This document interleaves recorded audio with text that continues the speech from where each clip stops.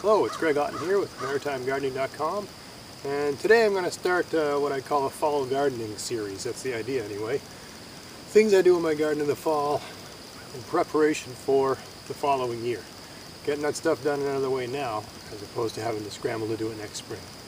So stay with me. We're going to deal with some beans today.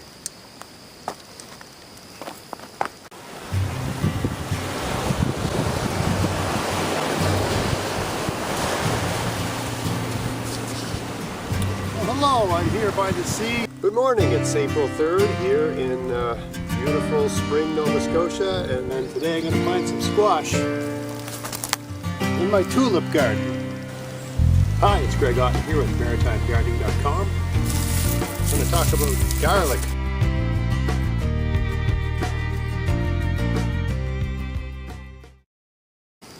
So here we have a 8 foot by 8 foot, it's like 2 meters by 2 meters, give or take, maybe a little bit more than that, garden of beans. These are all bush beans. There was a couple pole beans that got in there by mistake, but for the most part they're done producing. Some of them have gone to seed, so there's no point in waiting. I might as well. I had a bit of spare time this morning, so I figured I'd deal with these. So I'm going to show you how I deal with getting this garden ready for next year. Alright, so I'm doing 3 things here. I'm getting rid of the plants because they're done producing. I'm putting aside seeds for next year, and I'm pulling any weeds that come across as well. And all I do is I just cut the plant off down at the bottom. Like that. I've been doing this for years, it works really well. So you might think, hey, I should pull these out like that, but in my opinion that's a mistake. This bean is a legume, and legumes capture nitrogen in their roots. They fix it in the soil along their roots, and when you pull out the roots, you're taking all that nitrogen out. If you leave beans are not a cold hardy plant. If you leave these roots in the ground, they'll just rot and go away, and they'll become worm food. So there's no point in pulling them out. You're just it's an unnecessary step, and you're literally removing soil and nitrogen from your garden, right? There's no point in doing that. You want soil and nitrogen in your garden. So it's a lot easier just to go along and clip them off. Like that. Doesn't take much time at all. Now while you're doing that, you're looking at the plants, and you're looking for beans that look kind of fat and woody, like this one here. Maybe like I've seen on this guy. See, none of the beans are good eating anymore. They've all gone kind of, I don't know how to put it, the skin is leathery, and they're just not tender beans anymore. They've gone into seed mode and mature. Here's one that make a good seed. You can just tell because you can see. Let me get a little closer here. You can see the beans sort of got this, you can see the segments. Each bean is swelled up and become large. Right, so that's indication that it's good for seeds. Now I got 3 different varieties of, I'm not going to save a lot of seeds in this garden this year because I planted 3 different varieties here, so there's no guarantee, absolutely no guarantee that they will remain true to type.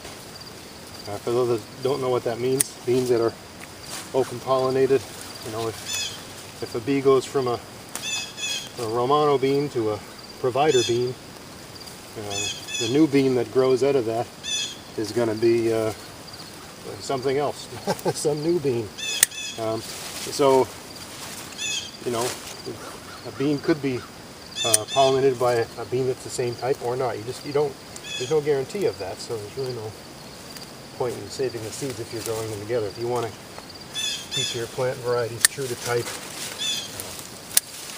that's fine, but you got to sort of plant them together with other plants of like kind if you want that to happen.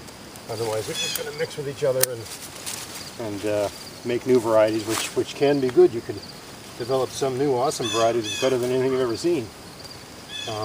Or you could develop some useless, pathetic variety that doesn't taste good, doesn't grow well. You know, you have no control over that. So, you know, when I plant things together, I like to save a few seeds. Just, you never know what's going to turn up. You never know what you're going to get out of that union. Anyway, I'll just continue on here. Maybe I'll fast forward this section and give you a sense of how long this takes. I'll tell you, and probably only take about 5 minutes to do this whole bed. Let's do that.